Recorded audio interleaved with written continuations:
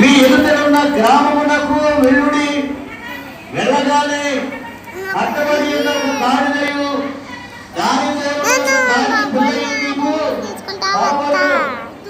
వాటిని విప్పి నా ఎద్దుకు తోలుకుని రండి. ఎవరైనాను నీతో ఏమైనా అడిగేలా అవి ప్రభువునకు కావలసి ఉన్నవని చెప్పవలను. వెంటనే అతడు వాటిని తోలిపెట్టునని చెప్పి ఈరోజు మరి మట్టలాదివారాన్ని లేదా మాదికుమలాదివారం ఇలా రకరకాలుగా మరి పిలుస్తూ ఉన్నారు. ఈరోజు ప్రత్యేకముగా యేసుక్రీస్తు ప్రభువారు ఆయన ఒక ప్రత్యేకమైనటువంటి వారుగా పరిశుద్ధ గ్రంథములు లేఖనాలలో తెలియచేయబడినటువంటి రీతిగా ఆయన ఈరోజు మనకు పరిచయం కాబోతూ ఉన్నారు. ఎందుకనంటే ఈ యొక్క ఒలీవ కొండ యెరూషలేమునకు తూర్పు వైపున ఉన్నది. కొండపై నుండి దిగువ ఉన్నటువంటి ప్రాంతాన్ని మనము చూడవచ్చు. అనగా ఈ ఒలీవ కొండ, యెరూషలేము ఈ రెండింటి మధ్యలో ఉన్నటువంటి ప్రజలందరూ కూడా వారు ఏం చేస్తున్నారు అంటే, ఇదిగో యేసుక్రీస్తు ప్రభువారు తెలియజేసినటువంటి రీతిగా ఇదిగో బెత్ఫగే అనేటువంటి బెతానియా ప్రాంతములకు మీరు వెళ్ళి అక్కడ కట్టబడినటువంటి ఒక గాడిద పిల్ల ఉంటుంది, అవి మీరు తోలుకుని నా దగ్గరికి తీసుకుని రండి అని చెప్పినప్పుడు వారు ఆ విధముగా చేస్తున్నట్లుగా మనం చూడగలం. ఎందుకని యేసుక్రీస్తు ప్రభువారు గాడిద మీద ఆయన ఎక్కి ఆయన యెరూషలేమునకు రాబోతూ ఉన్నాడు అని అంటే ఆ విషయాన్ని ముందుగానే ప్రవక్తల ద్వారా దేవుడు తెలియజేశాడు. ఒకసారి 4వ వచనం చదవండి. ప్రవక్త వలన చెప్పబడినది నెరవేరినట్లు ఇది జరిగెను. కాబట్టి ప్రవక్త ద్వారా జరిగినట్లుగా చదవండి. ఇదేదనగా ఇదిగో నీ రాజు సాత్వికుడై గాడిదను భారవాహక పశువు పిల్ల చిన్న గాడిదని ఎక్కి నీ ఎద్దుకు వచ్చుచున్నాడని సియోను కుమారుతో చెప్పుడి. ఇక్కడ ఆయన గాడిద మీద ఎలా వస్తున్నాడంటే నీ రాజు సాత్వికుడై అనగా సహనము కలిగినటువంటి వాడై.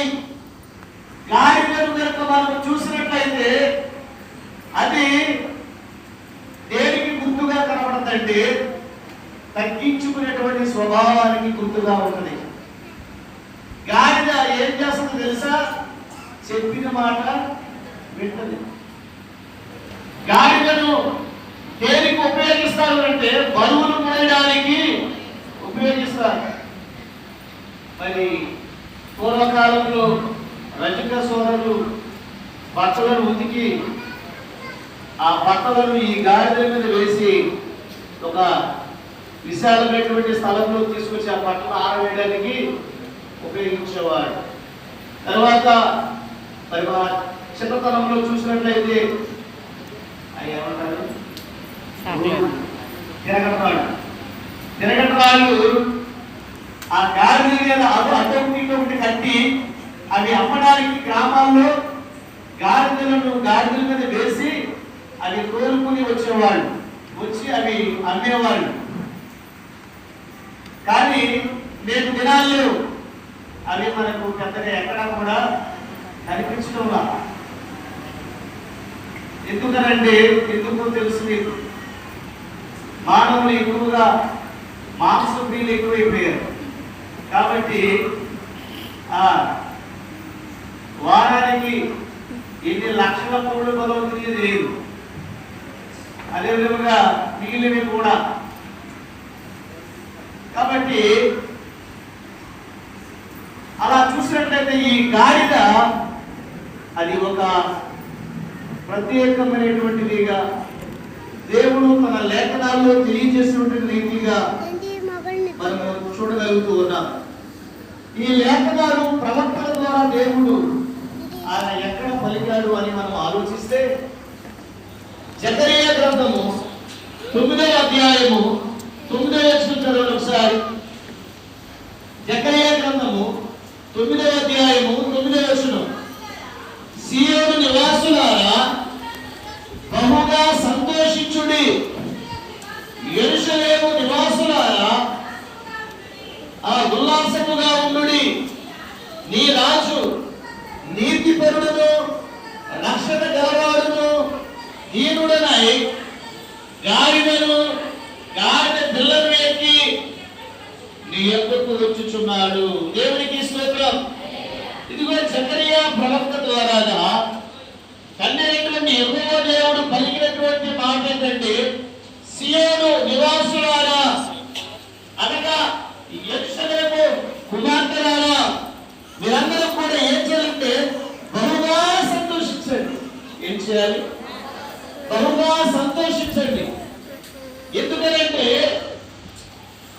దేవుని యొక్క లేఖనాలు ప్రవక్తల ద్వారా పలికినటువంటి మాటలు, ఇదిగో నీ రాజు అయినటువంటి యేసుక్రీస్తు ప్రభు ద్వారా ఆయన ఒక మహోన్నతమైనటువంటి కార్యాలను ఆయన చేయబోతూ ఉన్నాడు.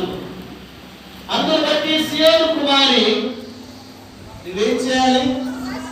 సంతోషించాలి బహుగా.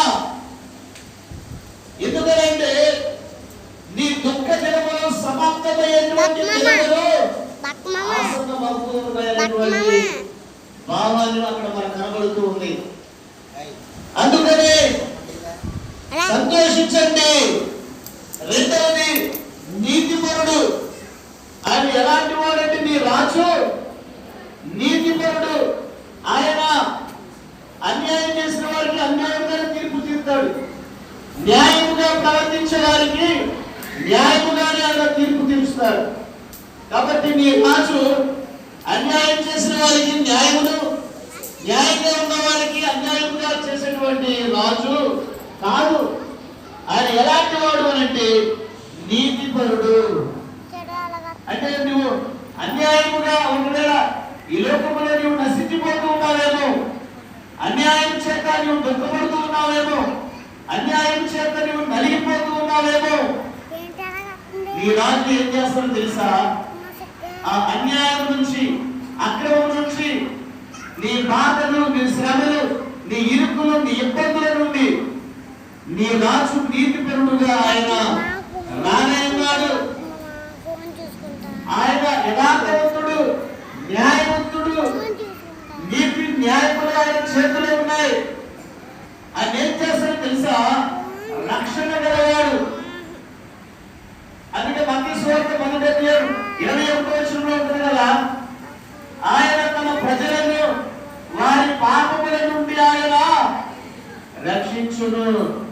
కాబట్టి నీ రాజు ఎలాంటి వాడు అంటే రక్షణ ఇవ్వడానికి ఆయన రాబోతూ ఉన్నాడు, రక్షించడానికి ఆయన ఈ లోకంలోనికి వచ్చాడు.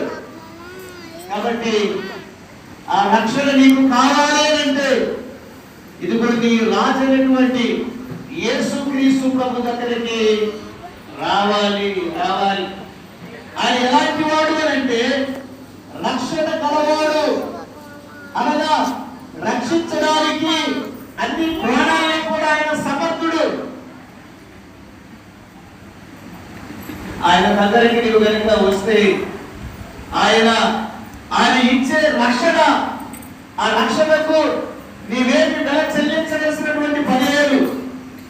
ఆయనే నీ పాపముల కొరకు, నీ శాపముల కొరకు, నీ బంధకముల కొరకు, నీ బానిసత్వము కొరకు ఆయనే తన అమూల్యమైన విలువైన రక్తాన్ని చిందించడానికి, ఆయన రక్షించడానికి ఆయన సిద్ధముగా ఉన్నటువంటి నీ రాజు ప్రభు అయిన యేసుక్రీస్తు వారు.